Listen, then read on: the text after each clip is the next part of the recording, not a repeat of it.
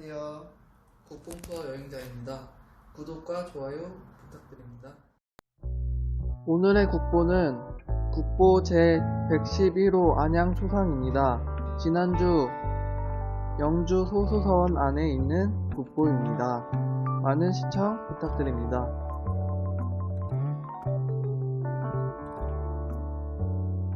국보 제111호 안양초상. 고려 중기 문신은 태연 안양 선생의 모습을 그린 그림입니다.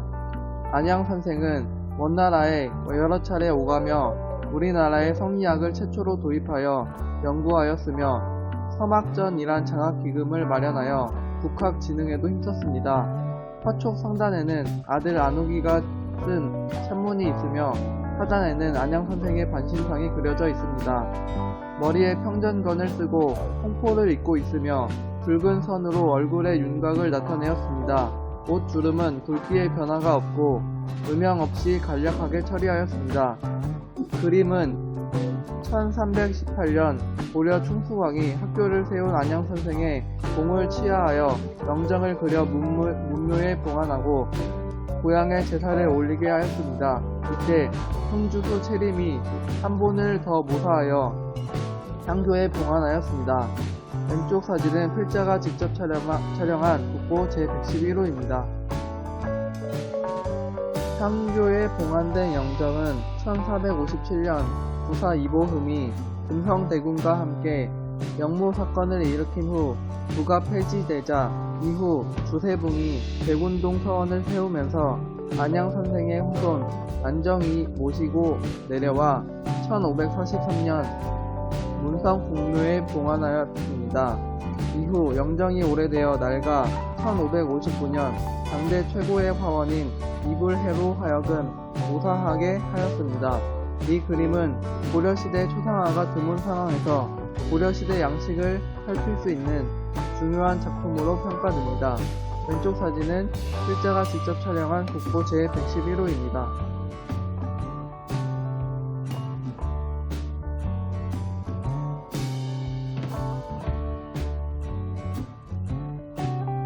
태연 안양 선생의 생애. 고려 후기 제25대 충렬왕 때 원나라에서 성리학을 도입하여 연구한 우리나라 최초의 성리학자입니다.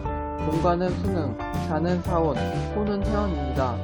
아버지는 밀직부사 안보이며 어머니는 강주시로 예빈 오성윤의 딸입니다. 태연이라는 호는 만년에 송나라의 주자를 추모하여 그의 호인 태암에서 따온 것입니다. 1260년 문과에 급제한 후 여러 벼슬을 두루 거치면서 피폐한 백성과 고려의 재건을 위해 노력하였습니다. 주요 업적으로는 미신을 타파하여 홍석을 쇄신하였고 충렬왕 때 원나라를 왕래하며 주자설을 베껴와 성리학의 도입과 보급에 힘썼습니다. 또한 양형고와 서막전을 설치하여 교육과 인재 양서에 크게 기여하여 조선의 건국주체인 신진사대부를 탄생시켰습니다. 이로써 선생이 도입한 성리학은 우리나라 유학에 새로운 경지를 개척하였으며 훗날 조선시대의 건국 이념으로까지 성장했습니다. 왼쪽 사진은 필자가 직접 촬영한 안양 선생의 형상입니다. 다음 사진들은 안양 선생과 관련된 서적들입니다. 왼쪽 사진은 태연 선생 실기, 고려 후기의 명신이자 학자이신 안양 선생의 사적, 사문 등을 수록한 책입니다. 오른쪽 사진은 안자연보, 태연 안양 선생의 일생을 연대별로 기록한 책입니다.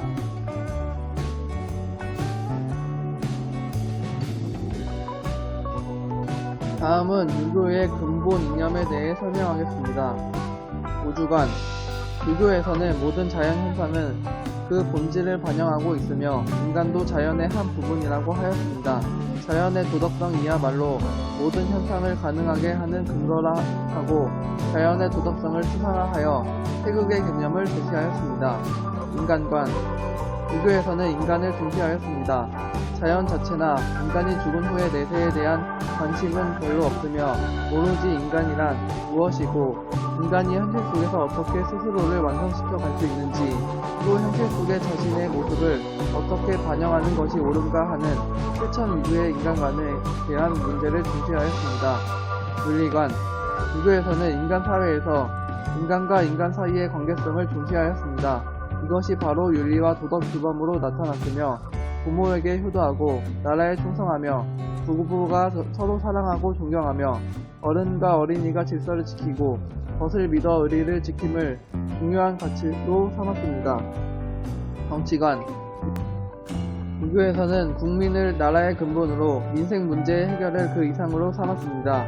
가장 훌륭하고 어진 이를 나라의 지도자로 추대하고 능력자를 관료를 등용하여 도덕으로 다스리고 민심을 받들어서 행정하는 것을 지향하였습니다. 교육관, 유교에서는 인간성을 함양하여 인격을 완성하는 것을 그 이념으로 삼았습니다. 태교를 비롯하여 유아교육, 수학교육, 대학교육에 이르기까지 지, 덕, 체를 골고루 발달시켜서 원만한 인격을 형성하고 탁월한 능력을 배양하는 것을 매우 중시하였습니다.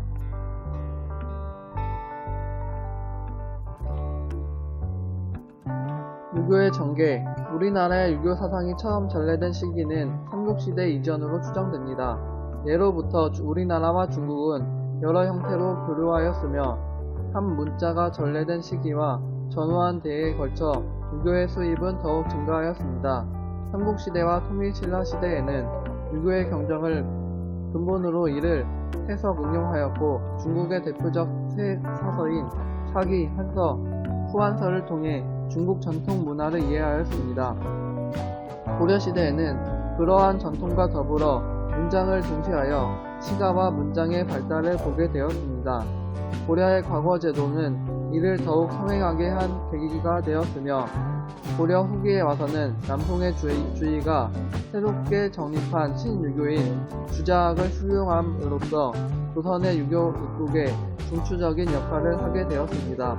조선시대에 와서 유교는 전성기를 맞이하여 독자적인 학풍을 형성하고 학문적으로 심화 발전하게 되었습니다. 유교는 외래 사상 가운데 가장 먼저 우리나라에 전래되어 의식, 무의식적 가치관의 바탕을 이루면서 우리나라 문화 형성에 중요한 영향을 주었습니다. 왼쪽 사진은 필자가 촬영한 영주 선비촌에 있는 동상입니다. 다음 사진들은 영주 소수서원 박물관 내에 있는 국보 제111호 앞에서 찍은 사진들입니다.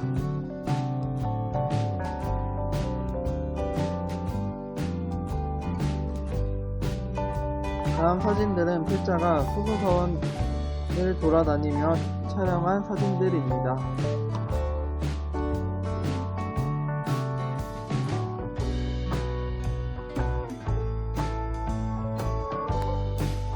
답사 후기, 경북 영주시에는 난생 처음 가보았습니다.